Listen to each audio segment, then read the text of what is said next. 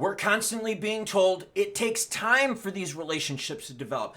These partnerships, regulations, that's when XRP and XLM is going to move.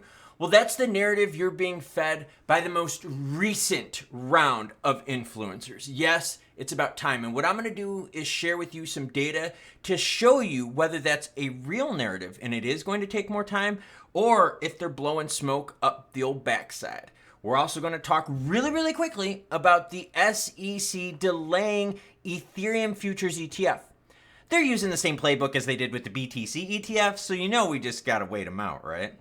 And honestly, that's the narrative. Oh, this stuff takes time. And you know the channels that are spinning that narrative? The same channels that spin the ISO action. Same ones that spin, we're going to be rich on cross-border payments, all that kind of stuff. Utilization, utility, tokenization. Yeah, you get what I'm saying.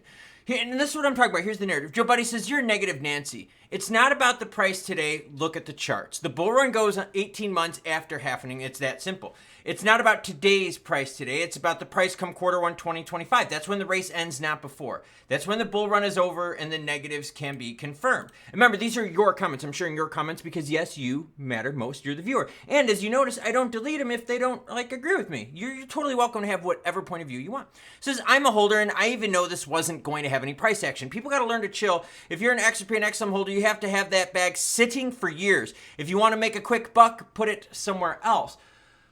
Okay, but let me ask you a question. Then why wouldn't you want to make money faster? Like, if you could put it somewhere else to make it faster, wouldn't you do that? Let's keep going. Behind the noise says, anyone thinks brand new partnership and announcements moves prices is simply an idiot. It never has, never likely will. Partners need time to mature, which could take years. It's not a magic trick. The one thing that moves prices with most investment are in capital flows. While that down, guys, and thank me later, that's the secret. Okay, cool. Now, there's another comment I want to share, and this is kind of what we're talking about. This is the narrative, right? Why are XRP and XLM just not moving as much as the rest? Well, it takes time. Those relationships, the partnerships, the building takes time. Adoption takes time. Well, listen to this one. This is from so many names once, and then what we're going to do, we're going to talk about the SEC delaying quick, and then we're going to get into some juicy data. I mean, like juicy, like moist, sodden. Ooh.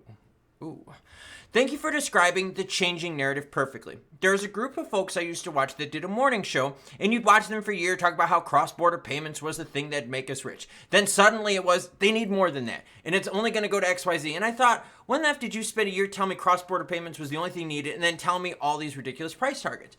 And it's true, right? There were so many expectations put out there by influencers regarding, utility and all that. All right, let's get into this, and then let's get into some juice.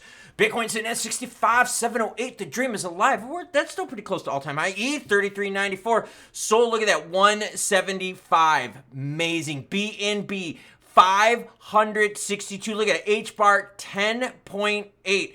XRP 63.3. So things are moving out there. 13.4 for XLM. By the way, meme was moving pretty good over the last few days. All right, SEC delays decision on Grayscale Ethereum futures ETF. Nothing new, and I got to be honest with you. It doesn't matter if it's the Ripple court case. It doesn't matter if it was BTC ETFs, Ethereum future ETFs.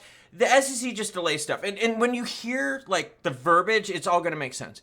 The US SEC has again extended its decision timeline regarding Grayscale's application for an Ethereum futures ETF. In a recent filing, the SEC announced a 60-day extension, pushing the deadline from March 31st to May 30th.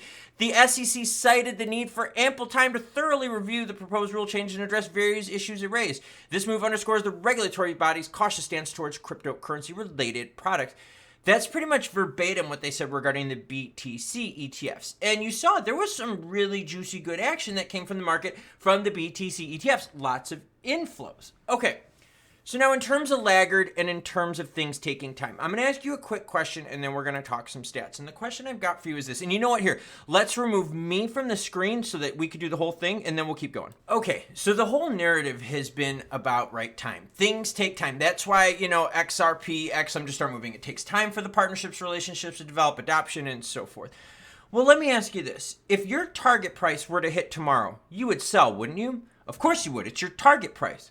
So is that a matter of price and performance or a matter of time? See, time is irrelevant. Performance is what's key. And that's what bothers me about that narrative. See, what that narrative is doing is, well, here, I'll just show you the numbers to show you exactly what I'm talking about. But think about that. If you hit your price target tomorrow, would you sell? You bet you bought it would, because it's your price target. Did that have anything to do with time? No, it has to do with the target of price performance. So now look at Bitcoin. Okay, what I got here is 90 days in this column, the price and how far they are from their all-time high, okay? Both dollar-wise and percentage-wise.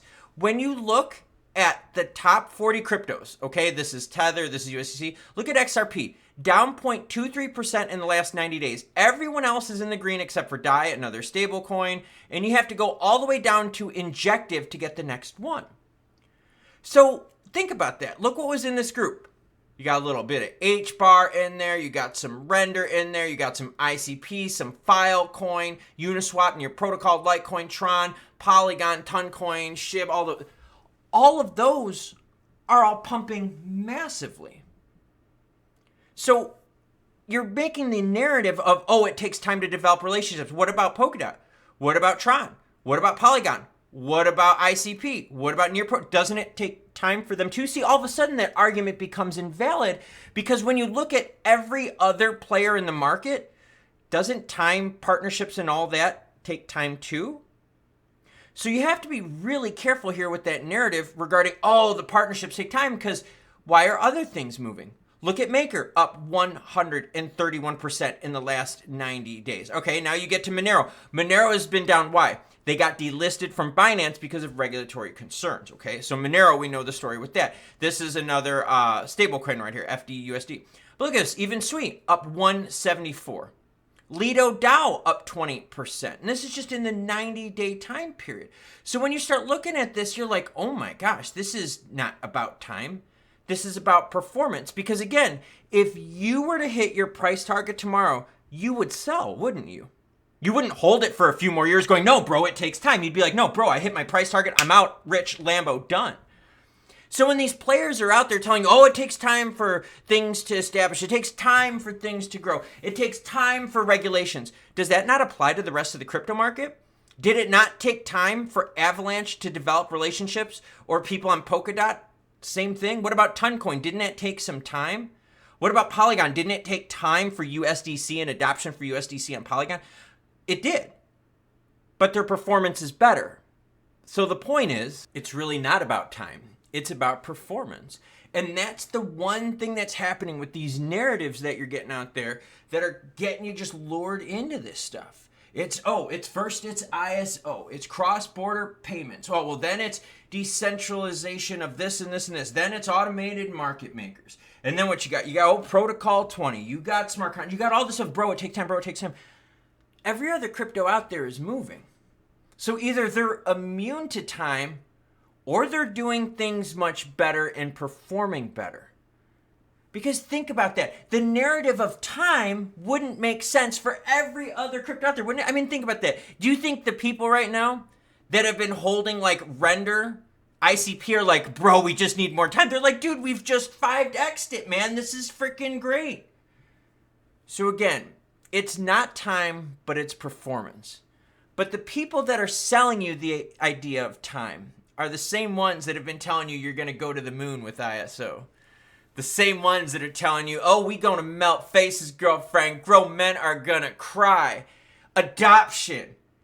Tokenization. Tokenization of gold. How dumb is that? People are like, oh, bro, it's so cool. We've got tokenization of gold. Well, you know what I would rather do?